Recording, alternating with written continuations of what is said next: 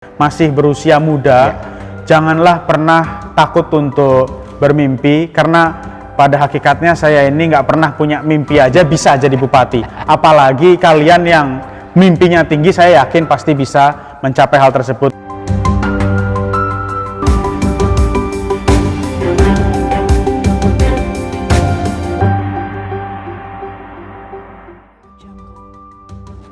Assalamualaikum warahmatullahi wabarakatuh. Salam damai sejahtera buat kita semua.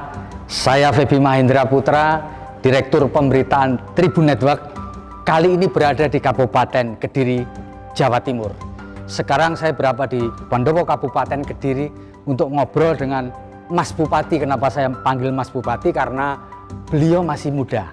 Namanya adalah Hanindito Himawan Pramana, sarjana hukum. Nanti kita akan ngobrol panjang karena beliau masih berusia 28 tahun. Yuk kita ikuti bersama ngobrol kita pada kesempatan sore hari ini.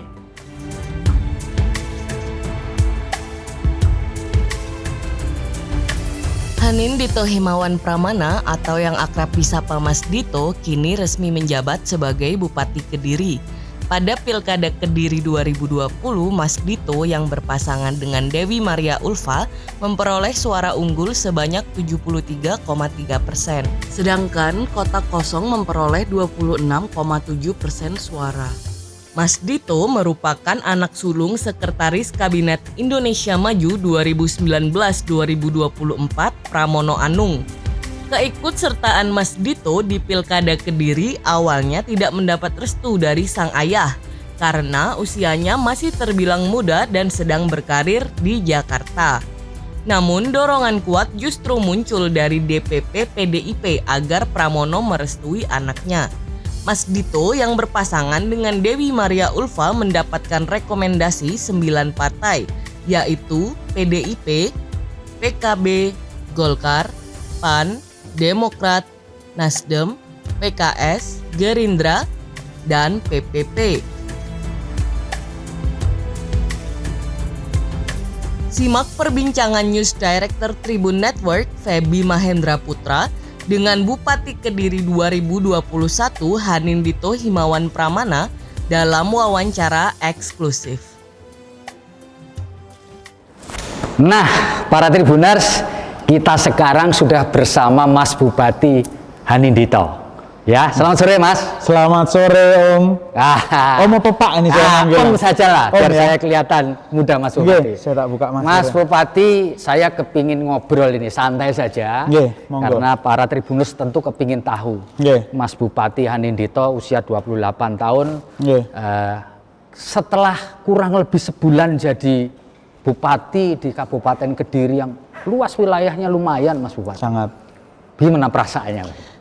Ya, yang pertama yang pasti mulai dari sekarang, dari awal di saat hari pertama kerja, hal yang pertama saya belajar sampai hari ini dan terus beradaptasi adalah memikirkan satu masalah dengan masalah yang lain itu dengan jangka waktu yang mungkin tidak lebih dari 1-2 jam. Oh gitu ya. Itu yang saya masih terus belajar sampai hari ini. Itu sampai hari ini ya? Sampai hari ini. Dan kemudian apakah ada satu perasaan misalkan excited kayak, atau kemudian merasa kiku atau merasa asing dengan lingkungan baru ini Mas Bupati? Sebenarnya kalau asing enggak, excited jelas. Karena di satu sisi kita bisa, di saat kebijakan yang saya keluarkan itu bisa dirasakan oleh masyarakat, itu pasti excited. Ada kepuasan batin tersendiri yang tidak bisa diungkapkan. Nah itu artinya excitednya lebih di situ. Di saat, jadi setiap Jumat saya itu punya program Jumat Ngopi. Ngobrol persoalan dan solusi. Saya diskusi sama masyarakat, masyarakat bertanya, saya memberikan solusi. Kalau hari Senin, Selasa, Rabu tuh kadang saya roadshow datang ke desa-desa, diskusi sama kepala desa. Nah dari situ saya bisa tahu persoalannya apa sih. Nah itu di saat saya bisa memberikan solusi itu ada kepuasan, excitednya di situ. Itu. Mas Bupati, ketika Anda berkunjung ke sana kemari ngobrol dengan rakyat, ada nggak yang Anda rasakan lucu atau mengejutkan selama Anda menjadi bupati beberapa waktu belakangan? Ada. Salah satu contohnya baru Jumat kemarin. Ada salah satu masyarakat yang melaporkan bahwa beliau merasa bahwa tanah itu adalah miliknya, bukan aset milik Pemkab. Lalu saya minta sertifikatnya mana Pak, monggo ditunjukkan. Beliau menunjukkan sertifikatnya tahun 1872. Artinya kan logika berpikir yang paling simpel, masa mungkin ada sertifikat tanah tahun 1872? Belum ada mesin tik. Nah, itu salah satu hal yang ya saya anggap lucu lah. Iya. Yang gitu-gitu pasti ditemui. Nah, di dalam menghadapi hal-hal yang sebelumnya tidak pernah Anda rasakan, apa yang biasanya terbersit dalam hati Mas Dito? Kayak tadi, ini 1800 belum ada mesin ketik, tiba-tiba ada sertifikat. Lalu apa yang Anda rasakan di dalamnya? Ya pasti tentunya ada rasa ingin ketawa, jelas namanya manusia. Tapi satu sisi saya mencoba memahami menjadi posisi masyarakat ini. Tetap ada di saat dia merasa itu miliknya, walaupun pada faktanya tidak mungkin bisa dikatakan. Nah, ini bagaimana caranya Pemkab menyampaikan kepada masyarakat bahwa nggak mungkin Pak, ini bagaimana kita komunikasi dua arahnya. Jadi saya memahami kalau ada hal-hal yang di luar dugaan tuh bagaimana sih komunikasi sama masyarakatnya, bagaimana komunikasi sama orang-orang yang kadang suka memberikan kejutan-kejutan itu. Iya. Mas, kebetulan ya Anda lahir dari keluarga Pramono Anung yang kebetulan sekarang diberi kepercayaan menjadi pejabat negara. Nah, ketika Anda menjadi pejabat ini, apa pesan utama dari ayah dan ibu Anda kepada Anda? Ya, jadi pesan Bapak dan Ibu yang paling saya ingat pada saat hari pencoblosan karena Bapak dan Ibu datang ke Kediri. Pesannya hanya satu, jagalah nama baik keluarga. Artinya apa yang sudah dibangun selama ini jangan sampai saya yang mencederainya. Jadi memang membuat nama keluarga menjadi baik itu satu hal, mempertahankan itu juga satu hal lagi. Karena saya ini sudah punya kodrat, sudah punya garis tangan. Kalau saya berhasil, orang akan pasti ada segelintir orang yang punya pikiran, oh iya jelas saja kamu berhasil, karena kamu anaknya Pramono Anung. Tapi kalau kamu gagal, oh bodoh banget tuh kamu Dit, kamu anaknya Pramono Anung, itu akan, stigma itu akan selalu ada. Dan saya berusaha untuk apa? Saya bukan mematahkan karena apakah satu keniscayaan, iya saya sebagai anaknya Pramono Anung, tapi bagaimana saya bisa pintar-pintar memanage dan mengelola supaya ini bukan terus serta-merta anak siapa, tapi di Kediri ini dengan saya mengabdi ini bisa membuktikan bahwa mau anak siapapun kalau memang tidak dari hati tidak akan pernah bisa. Gitu. Mas Dito, Mas Bupati kebetulan di Pilkada serentak 2020 ini banyak melahirkan tokoh-tokoh muda. Ya, mulai dari Anda sendiri, putranya Pak Jokowi, menantunya Pak Jokowi, demikian pula dengan kepala-kepala daerah yang lain. Menurut Anda, apa sih yang menyebabkan orang sekarang ini cenderung memilih orang-orang muda? Ya meskipun yang tua ada juga. Gitu. Ya, gimana ini Mas? Ini sebenarnya dilematis ya menjawabnya ya. Tapi tanpa mendiskreditkan yang lebih tua atau yang lebih dahulu lahir. Jadi gini, kalau saya melihatnya, apalagi sekarang kita kena pandemi. Kita sekarang dituntut di era digital. Saya punya pandangan bahwa biasanya artinya tidak secara menyeluruh, yang muda ini jauh lebih adaptif dengan perkembangan zaman. Saya selalu punya pendapat atau filosofi bahwa yang lebih bisa bertahan hidup dan sukses itu adalah orang yang lebih adaptif. Nah, makanya kenapa kok sekarang masyarakat mungkin juga secara rasionalitas lebih terbuka, makanya lebih banyak yang condong ke anak yang atau pemimpin daerah yang lebih muda dibandingkan yang lebih tua. Jadi mereka yakin ini lebih bisa beradaptasi dengan perkembangan zaman.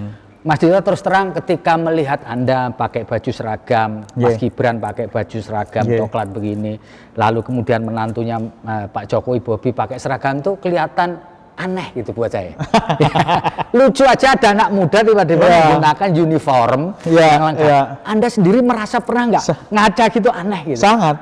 Sampai hari ini tadi pagi saya sampai siang nggak pakai seragam karena turun ke masyarakat. Saya nggak biasa pakai seragam. Tapi kalau sudah balik ke pendopo dan ada rapat, biasanya saya pakai seragam. Tadi pakai pun barusan sebelum ini juga merasa masih aneh.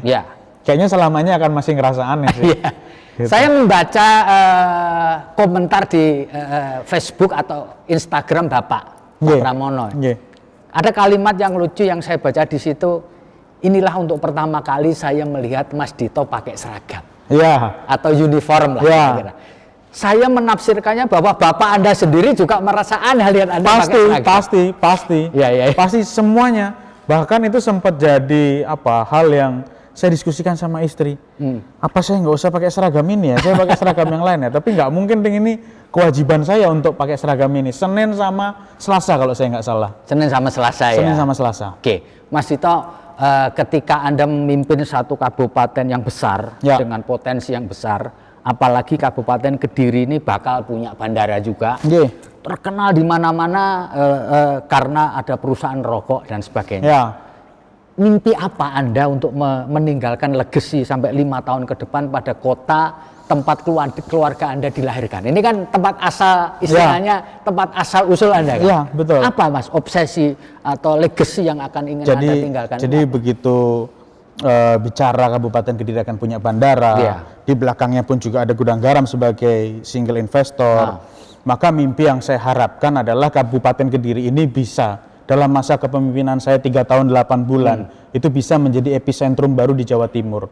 Contohnya kan sekarang Surabaya punya bandara dan jadi epicentrum. Banyuwangi juga melakukan hal yang sama. Cuman tinggal bagaimana pemerintah daerahnya harus memutuskan apakah sektor mana yang mau digenjot di awal. Kan kalau infrastruktur jelas. Karena apa kaitannya dengan Kediri ini? Kalau nanti punya bandara tapi jalannya nggak mulus, maka akan sia-sia. Orang nggak akan ada yang mau datang karena dianggap jalan tidak bagus. Pariwisata juga akan jadi sektor yang akan kami genjot. Jadi ada 3 sebenarnya. Pertanian, paling pertama infrastruktur, kedua pertanian, yang terakhir pariwisata. Jadi kalau jalannya sudah bagus, maka kita akan genjot pertaniannya. Jadi artinya jangan sampai kita sekarang Kabupaten Kediri ini salah satu produsen cabai terbesar. Per tahun kita 180 juta ton.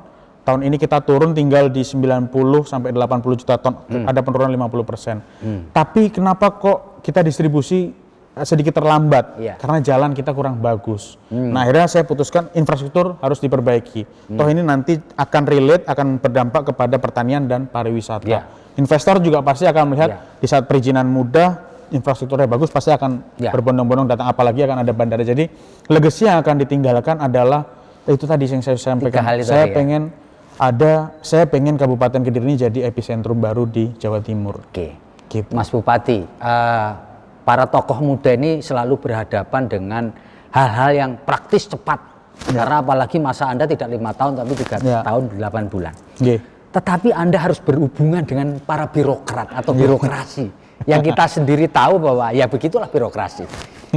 Anda sudah membayangkan nggak nanti suatu saat Anda akan frustasi menghadapi para birokrasi, padahal Anda kepingin segalanya menjadi cepat? Kalau frustasi mungkin nggak, cuma lebih banyak istighfar mungkin. Kalau frustasi sih enggak ya, cuman istighfar aja. Kadang begini, birokrasi ini satu hal yang sudah terjadi bertahun-tahun. Artinya untuk merubah sesuatu itu perlu proses semuanya. Contoh sebelum ketemu Om, saya menyebut Om aja biar awet muda. Itu tadi saya baru saja diskusi sama Pak Sekda. Saya sampaikan, Pak, dalam pengambilan keputusan penerbitan Perpup, saya minta untuk diakselerasi. Lalu ini yang saya tidak perlu ceritakan semuanya. Jadi artinya itu saya sampaikan hampir setiap hari, baik sama Sekda, kepala dinas. Jadi saya artinya bagaimana sih caranya supaya bisa cepat? Itu adalah atensi atau pemimpinnya menunjukkan itu menjadi urgensi. Jadi saya kemarin pada saat rakor pertama dengan SKPD, itu saya sampaikan bahwa saya minta per hari ini panjenengan semua bantu saya untuk menjawab keluhan masyarakat. Bagaimana caranya? Aktifkan semua media sosial panjenengan. Dari situ mereka kan, contoh ada aduan, Pak saya mau buat KTP, saya butuh hari ini juga untuk kerja, ngelamar kerja. Tolong Pak Kepala Dinas Dukcapil dibantu yang seperti ini. Nah ini sudah mulai hidup sekarang di Kabupaten kita. Jadi dimulai dengan bagaimana menyambungkan antara SKPD teman-teman dinas dengan masyarakat. Jadi bukan saya yang menghadapi terus-terusan, saya menghadapkan teman-teman dinas dengan masyarakat langsung. Karena saya pun juga berhadapan dengan masyarakat sebagai pelayan. Tapi Mas Bupati yakin ya, hal-hal buruk di birokrasi itu pelan-pelan bisa diperbaiki, Mas? Yakin, karena itu terjadi di beberapa daerah. Artinya bukan hal yang mustahil, Pak. Mustahil. Oke, Mas Dito, menurut Mas sendiri, apakah ada pengaruhnya sih posisi Anda sebagai anak Pak Pramono itu ada pengaruhnya dalam tugas-tugas sehari atau sebaliknya? Enggak. Kalau dibilang pengaruh jelas ada. Tapi artinya apakah itu pengaruh yang sangat signifikan? Tidak. Karena di saat pengambilan keputusan, contoh seperti bagaimana respon pemerintah Kabupaten Kediri terhadap penanganan COVID. Itu hal yang saya tidak bisa belum tentu bapak saya bisa memutuskan itu gitu. Terus bagaimana di saat harga cabai tembus di angka 120.000 yang tadinya 90, naik 98, naik 110, yang segitu signifikannya. Artinya hal-hal seperti itu tetap saya sendiri yang harus memutuskan. Jadi berpengaruh iya, cuman mungkin tidak dalam setiap keputusan saya. Karena contoh begini, ada satu kepala daerah yang mengatakan Bapak enak Mas Gibran, enak Mas Bobi, karena apa? Kalau dia harus berhubungan dengan pemerintah pusat, dia harus berhubungan dengan para investor, dia nggak perlu susah. Karena orang tahu bagaimana itu manfaat yang bisa dipakai. Demikian pula Anda, ya kan, berhubungan dengan para menteri, berhubungan dengan para pejabat di Jakarta kan, mau tidak mau kan kita harus berhubungan dengan mereka. Pasti itu kan ada gunanya kan? Ya, sangat sampai hari ini pun, alhamdulillahnya, bukannya saya menggunakan itu semua, tapi selama ada program dari pemerintah pusat yang memang ditujukan untuk pemerintah daerah, itu yang sejauh ini memang ada beberapa yang datang ke Kabupaten Kediri dan mungkin prosesnya lebih mudah, mungkin saya juga nggak tahu, saya nggak tahu terjadi di daerah lain. Jadi kalau ada kepala daerah yang menyampaikan enak sebagai Mas Gibran dan Mas Bobi, mungkin saya pun juga mendapatkan benefitnya. Tapi balik lagi, yang Om harus pahami, di setiap kemudahan itu selalu ada tantangan yang tersendiri lagi. Ekspektasinya pun juga pasti akan bertambah orang. Mas Bupati, kebetulan ketika Anda menjabat, lagi seluruh dunia ini lagi nggak bagus. Ada pandemi lah, lalu kemudian pertumbuhan ekonomi turun lah, lalu pendapatan turun, daya beli turun. Nah, ketika Anda menghadapi situasi pandemi dan Anda mendapat mandat dari rakyat, Anda merasa ini sesuatu, waduh, ini saya dapat sesuatu yang nggak enak ini, atau bahkan sebaliknya. Betul nggak? Ya, betul. Kalau Anda berkuasa 5 tahun yang lalu, persoalan ini tidak begitu rumit. Nah, sekarang, seperti sekarang ini, vaksin memang sudah ada, tetapi belum tentu dia bisa membantu atau memutus mata rantai. Bagaimana menurut Mas Bupati? Jadi tantangannya kalau kita bicara pandemi, ini tantangan semua kepala daerah yang menjabat sekarang. Artinya tidak membedakan kepala daerah yang baru ataupun yang sudah pernah menjabat. Cuman yang membedakan yang baru ini biasanya ada kaget-kagetnya pasti. Contoh, di saat setiap mingguan kita selalu rapat PPKM Mikro, sekarang sudah sampai jilid 3. Itu selalu dijabarkan dari provinsi, Kabupaten Kediri. Nah itu biasanya kita ini saya terutama sebagai kepala daerah, ada perasaan malu kalau sampai angka COVID tidak bisa ditekan. Lalu satu sisi kita dan saya sebagai kepala daerah punya kesadaran untuk menekan angka COVID. Tapi satu sisi, di saat menekan angka COVID ini pasti kita menutup jalan, menutup tempat wisata. Satu sisi banyak masyarakat yang sudah sambat, sudah berkeluh kesah, Mas, kalau kayak gini kita bukan mati karena corona, tapi kita mati karena lapar. Nah ini yang akhirnya sebagai kepala daerah, nah, itu yang tadi mungkin Om sampaikan, ya di situ kita pintar-pintarnya bagaimana supaya balance. Nah ini sekarang saya sebagai Bupati Kediri sedang mencoba mengkaji, kalau Kabupaten Kediri bisa bergeser ke zona kuning, mungkin kita akan mulai minta tempat wisata mengusulkan ke Satgas COVID. Jadi kita akan berikan ruang untuk ekonomi masyarakat ini bisa bangkit lagi. Nah itu saya terus terang perlu waktu 1 bulan. Nah itu mungkin bagian dari kekagetan yang saya alami begitu menjadi kepala daerah. Tribuners, kita break sejenak, kita akan lanjutkan setelah ini. Bagaimanapun Anda bisa maju karena restu partai. Anda pernah bertemu dengan Bu Mega dan mendapat pesan khusus gitu? Ya, bisa dibilang demikian. Gimana Mas pesannya Mas?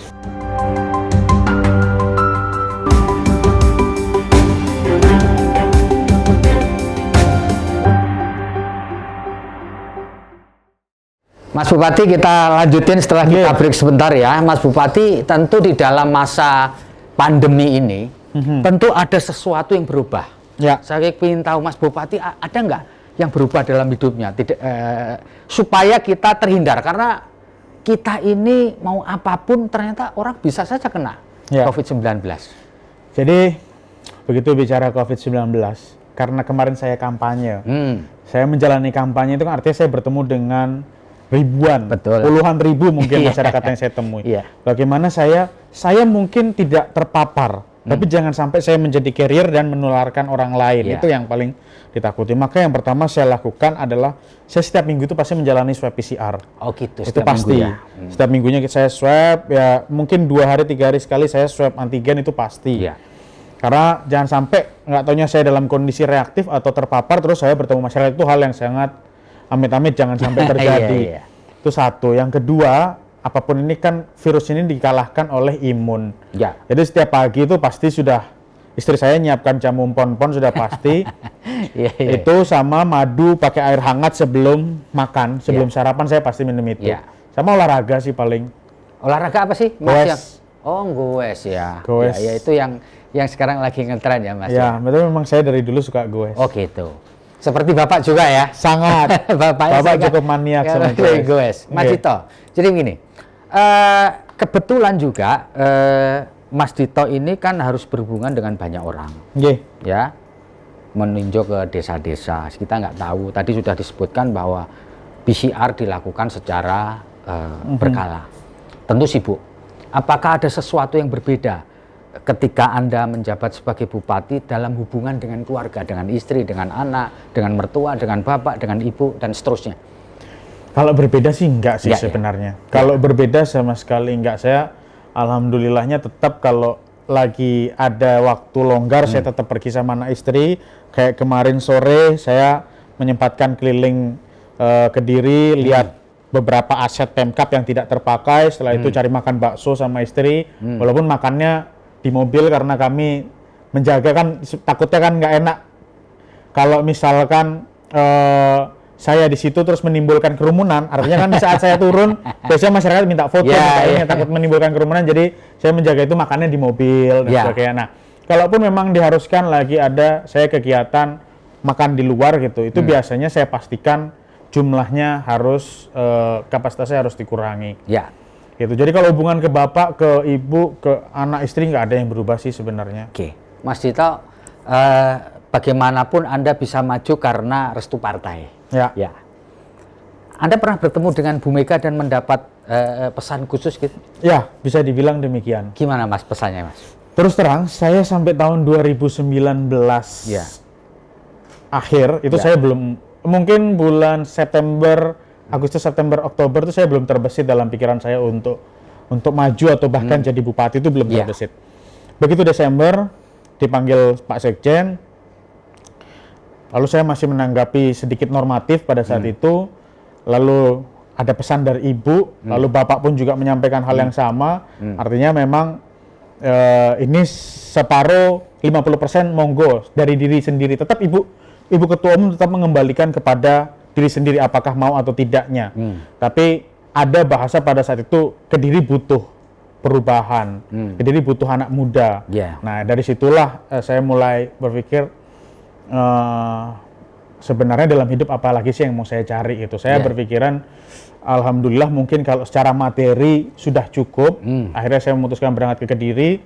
Saya keliling kabupaten sampai satu ketika saya sholat istighosah di salah satu masjid. Selesai sholat saya merasa kok ada hal yang lebih banyak dan bisa dirasakan secara manfaat di Kabupaten Kediri dibandingkan saya di Jakarta. Dan toh juga apapun itu asal muasal keluarga saya, keluarga besar saya itu tumbuh dan besar ada di Kabupaten Kediri. Kabupaten bukan kota bahkan. Nah dari situ akhirnya saya kembali ke Jakarta menghadap beliaunya, saya sampaikan bahwa saya siap untuk maju tanpa vested atau kepentingan apapun, karena modalnya ya itu. Biasanya anak muda punya modal itu, idealisme itu yang menjadi modalnya. Ya, Mas Dito, satu di antara tantangan sebenarnya yang kita harus akui, suka atau tidak, itu adalah soal good governance, ya tata kelola yang baik, sehingga kita menghindari mitos bahwa sebagian besar kepala daerah kita itu berakhir di pesantrennya KPK. Ya kan. Bagaimana Mas Dito menghadapi mitos ini ya, supaya orang bilang husnul khotimah berakhir dengan baik. Good government harus dijaga. Bagaimana ini, Mas? Jadi begini, pada saat pertama kali rapat koordinasi dengan teman-teman kepala dinas, hal pertama yang saya sampaikan adalah tolong cek aset-aset yang dimiliki oleh Pemkab yang efisien maupun unefisien. Yang tidak efisien yang mana, yang efisien yang mana. Yang tidak efisien ini kita bisa kembangkan lagi dan itu bisa kita tingkatkan untuk menjadi PAD. Itu yang pertama. Lalu yang kedua, saya minta untuk proyek-proyek atau proyek-proyek strategis yang ada di Pemkab. Ini saya bersurat baru beberapa hari yang lalu saya bersurat ke LKPP untuk unit kegiatan pengadaan barang dan jasa di Kabupaten Kediri ini disupervisi. Jadi disupervisi oleh pemerintah pusat. Nah, itu mungkin hal yang bisa dilakukan oleh semua kepala daerah, tapi mungkin karena ada Bapak, saya pada saat itu telepon Bapak, Pak, ini kondisinya bagaimana? Nah, itu salah satu mungkin benefit yang tadi kita bahas. Itu salah satu benefitnya Bapak mengarahkan, oh Mas, itu bisa disupervisi melalui LKPP. Lalu yang berikutnya lagi, apa sih yang sebenarnya bisa dilakukan? Beberapa minggu yang lalu, 1-2 minggu yang lalu, saya bertemu dengan teman-teman dari KPK. Kita menandatangani fakta integritas kita tanda tangani. Di dalamnya ada satu sistem yang dimiliki KPK yang disebut dengan MCP, Monitoring Center of Prevention, di mana KPK memberikan ruang kepada semua pemerintah daerah supaya tidak terjebak dalam perilaku korupsi. Dan mereka bisa masuk ke dinas-dinas yang memang dianggap krusial. Gitu. Jadi good governance kita mulai dari situ. Mas, kita mungkin tidak bisa mengawasi ribuan pegawai kita.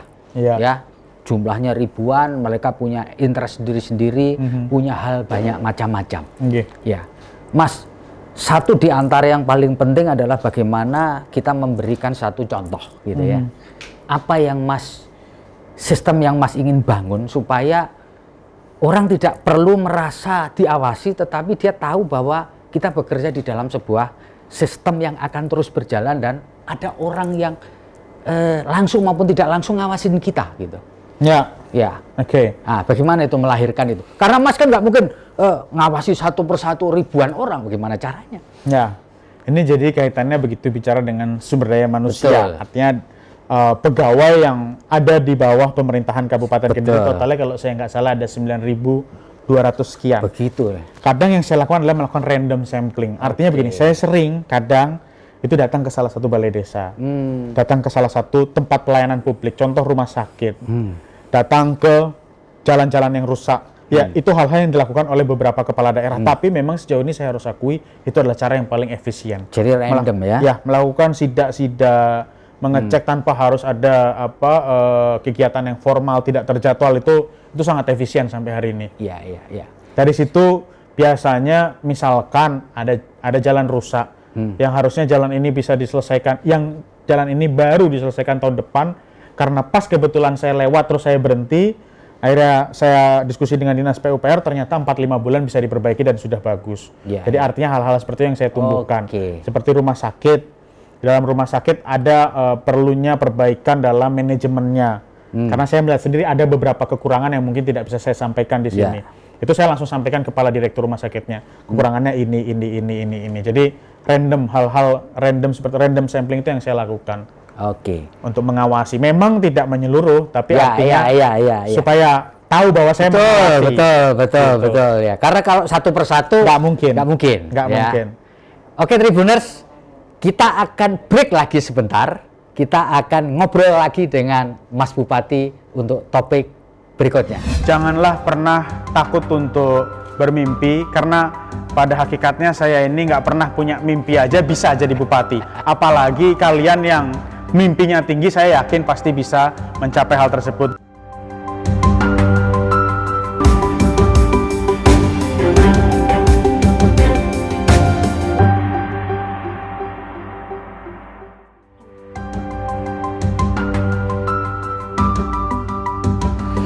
Oke, Tribuners kita lanjutkan ngobrol kita dengan Mas Bupati. Mas Bupati, Anda mengenal nggak secara pribadi Pak Presiden kita, Pak Jokowi? Kalau secara pribadi mungkin tidak. Tapi pernah bertemu? Beberapa kali. Setiap Lebaran saya selalu datang ke istana untuk mengucapkan Hari Raya. Kesan Anda kepada Pak Jokowi apa, Mas Bupati? Beliau itu benar-benar sosok presiden yang memang dari auranya itu datang dari rakyat untuk rakyat. Itu yang betul-betul berkesan bagi saya. Nah, Anda mengenal putra beliau atau tidak, Mas? Saya mengenal Mas Gibran karena kebetulan kami sama-sama kader PDI dan sama-sama maju di dalam pilkada. Tapi kalau Mas Kaisang dan Mbak Kahiyang saya tidak mengenal secara personal, Kalau tapi bertemu pernah. Mas Bobi? Mas Bobi saya hanya bertemu tapi tidak kenal secara personal. Kalau Mas Gibran iya. Apa ada kemungkinan saling berkolaborasi gitu antar para pemimpin muda ini kan sama-sama anak muda ya, punya tanggung jawab yang sama, punya di masa yang sama. Apa ada Mas? Pasti. Saya rasa itu pasti. Mungkin tidak langsung ke Mas Gibran karena ada perbedaan beliau di Jawa Tengah, di Solo yang bentuknya topologinya kota, kalau saya di kabupaten. Jadi biasanya ada beberapa teman-teman kepala daerah seperti Gresik, Kristiani, lalu Sidoarjo, Gus Mudor, di Trenggalek ada Mas Ipin, Surabaya ada Mas Eri. Ini yang biasa kita kadang tukar pikiran dan kalau nggak salah kan segera diagendakan untuk ngopi bareng lagi. Tapi memang sama-sama anak muda ya Mas? Ya, bisa dibilang demikian. Itu keuntungannya begitu ya, jadi komunikasinya lebih mudah. Lebih mudah, betul. Mas Bupati, nah tentu ketika Anda sebelum menjabat ini ada bupati-bupati sebelumnya, ada Pak Tris, istrinya dan seterusnya. Nah bagaimana nyambungin antara apa-apa yang sudah dilakukan di masa lalu ya dengan kemudian apa yang Anda harus teruskan dan tentu saja harus ada yang dievaluasi. Bisa nggak disebutin gitu Mas? Itu jelas komunikasi dengan mantan, bukan mantan, maaf, saya harus menyebutnya bupati periode 2015-2020, dalam hal itu adalah Bu Haryanti. Ada beberapa hal yang saya komunikasikan dengan beliaunya, contoh seperti rehabilitasi atau revitalisasi pasar. Itu saya diskusikan sama beliaunya karena apapun banyak perencanaan-perencanaan yang sudah masuk di zaman Bu Haryanti yang mana saya harus lanjutkan, saya harus selesaikan. Jadi komunikasi itu tetap kita lakukan. Jadi komunikasi supaya ada tetap ada kesinambungannya. Kesinambungan antara satu dengan yang lain. Mas Bupati, saya ingin Mas Bupati memberikan closing statement. Bukan hanya untuk warga Kabupaten Kediri, tetapi juga pembaca kita dan warga Indonesia. Pesan yang mau saya sampaikan, yang paling mendasar adalah terutama untuk teman-teman yang masih berusia muda, janganlah pernah takut untuk bermimpi, karena pada hakikatnya saya ini nggak pernah punya mimpi aja bisa jadi bupati. Apalagi kalian yang mimpinya tinggi, saya yakin pasti bisa mencapai hal tersebut. Dan saya minta juga ke teman-teman kaum milenial yang dimanapun berada, mulai sekarang tolong bantu pemerintah daerah, karena kita ini butuh sekali petani-petani milenials. Ini saya minta jangan malu untuk turun ke sawah ambil cangkul, jangan malu juga untuk mengedukasi pedagang pasar, jangan malu untuk mengedukasi para peternak. Artinya saya minta sebenarnya kepada kaum milenial yang ada di Indonesia untuk lebih mau turun ke bawah melihat persoalan itu secara mendasar. Itu yang saya inginkan. Tribuners, kita telah ngobrol panjang dengan Mas Bupati. Terima kasih banyak kepada Mas Bupati yang sudah sharing sama kita tentang banyak hal. Dan rasanya ini bisa menjadi role model kita bahwa orang muda pun kalau diberi kesempatan akan mampu melaksanakan tugasnya. Kita doakan bersama supaya Kabupaten Kediri ke depan bisa lebih maju. Dan lebih penting lagi, COVID-19 bisa segera pergi dari negeri ini. Demikian, saya Febi Mahendra undur diri. Assalamualaikum warahmatullahi wabarakatuh.